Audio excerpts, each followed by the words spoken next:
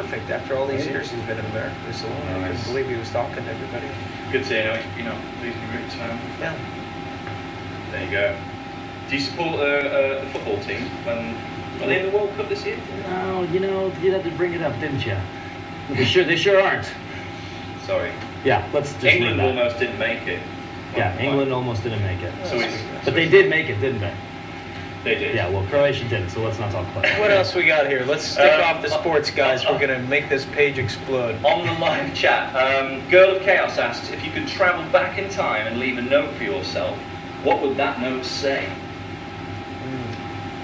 It's an interesting question. I would say, yeah, go ahead, drop out of high school, everything will be okay. Nice. You could have saved yourself a lot of essays and work there, I suppose. Yeah. There's a couple hints I would have given myself, probably. For sure. For sure. Really, 1, 2, 3 asks, question. what's your favourite day of the year? My favorite day of the year is probably the day that we're living, the day that we're in. Today? Mm-hmm. Yeah. It's always today, so it's rolling, that's a good answer. Right now. Yeah. It's the truth, too. Enjoy the right here, right now. Bethany on the blog asked, what does playing in the UK, how does playing in the UK compare to playing in the US? Well, you'd think the obvious answer to that would be that the UK is a colder audience, maybe. no, it's not at all. The Totally UK different. It's great. The UK audience is there are a lot of similarities, and there are subtle differences from country to country. Some countries sing louder, some countries listen more, some countries, rather than listening, they listen and they are more physical. But the UK is great to play in. We've been in Europe so long that now it's that people in America are starting to sound like they have an accent.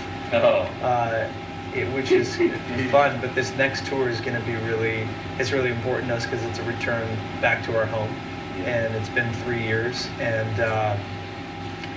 this has all been a dream because we never thought in a million years that we would ever have this success overseas that we have. We never ever thought that. I mean, we played a show at the Barfly in 2002. There was probably 20 people there. Yeah. And 12 of them worked at the record company. That's a tiny bit. We were excited. It's been a hell of a journey. Who would you say are the most mental fans? Who are the ones that you expect are going to go a bit off the scale? I think the US wins in that department. Yes. Because we're an angry, violent bunch when it comes to rock concerts. Yeah, a little bit out of control. Possibility, I suppose, of firearms. No. I think in America, when kids come to a show, they come to completely go nuts. And in Europe, it's really about like singing, and it's just different. I don't know how to describe it. It's different. Nice. On the subject of gigs, on the live chat, a lot of people are asking this. When are you coming back to Europe? Are there any plans for European summer festivals? Yeah, we're playing Rock'em Ring, Rock'em Park. We're playing a slew of festivals in Europe, and we talked about a few of them that we're doing in the UK, Download Festival. So yeah, we're going to be back here soon. Ace. Here's a good question on the live chat. Do you guys go on YouTube ever to look at the stuff that fans put together around your work? We have, and from time to time we'll visit and take a look at things, or people will send us things that they think are really interesting. Or what kind of things do your fans create? Well, I remember being blown away that people were actually covering our songs. And I didn't know that. Those I are the didn't best. know that happened. Even until a few years ago, I saw some kid in China or something singing our song, and I was pretty blown away by that. I thought it was great. And do people make their own videos to your songs as well? Yeah, there's some really fun ones. I recently had a birthday, and the Echelon actually sent me a video for YouTube, and it was worldwide, and it was the most amazing thing.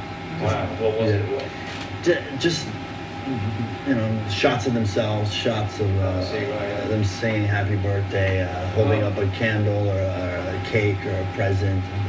It was pretty amazing. Wow, that's great job. I have Naomi on the chat. She says, what's your favourite song on This Is War? Ooh. It varies.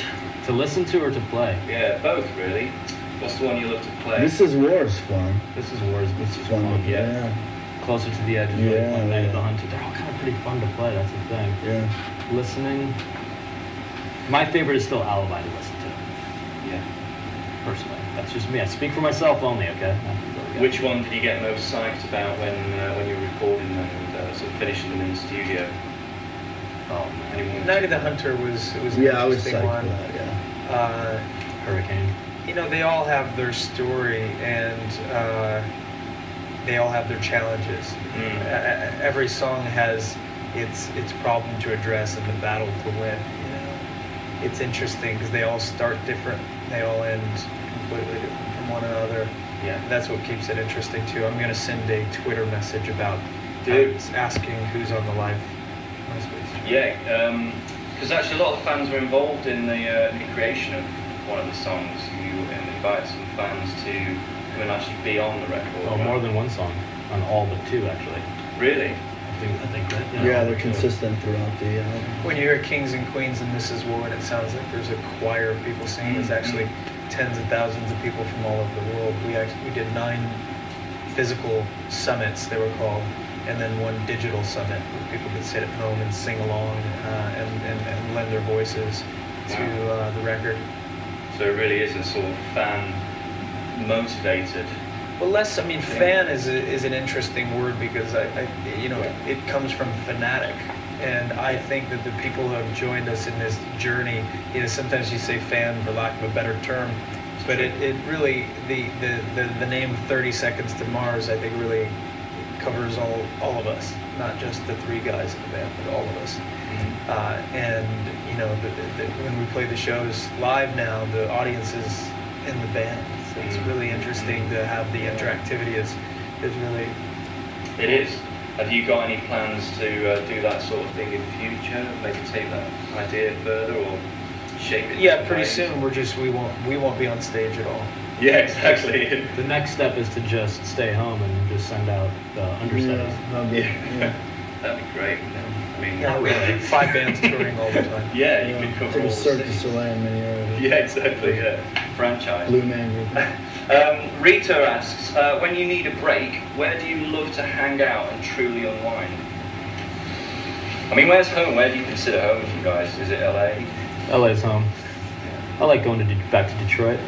Like that. I moved to South America recently, so that's been a great place. Whereabouts? To skip. Well, if I told you that, then it wouldn't be.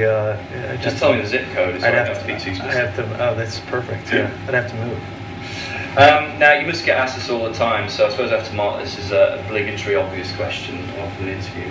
But Tar Beth asks, how did you guys come up with the band name 30 Seconds to Mars? Fortune cookie. Next question. Nice. Love that. Lady Sapphire on the live chat asks, Jared, I'm following my dreams and learning the guitar. Do you have any advice? My advice would be, I give advice reluctantly, but it's basically information that was passed on to me, but I would pass it on to someone else if it was requested like this. It would be to work as hard as you can. If you want to achieve anything, whether it's being able to express yourself through an instrument or painting or with the camera or with your interview or whatever, it's to be prepared to work your ass off and to dream as big as you can. The dreaming part of it is the least expensive thing you'll ever do in your life, so you should really go for it. That's true. And then get ready to work hard, because the people that I've met in my life and that we've met that are really successful or really great at what they have done are people that have been willing to do the work.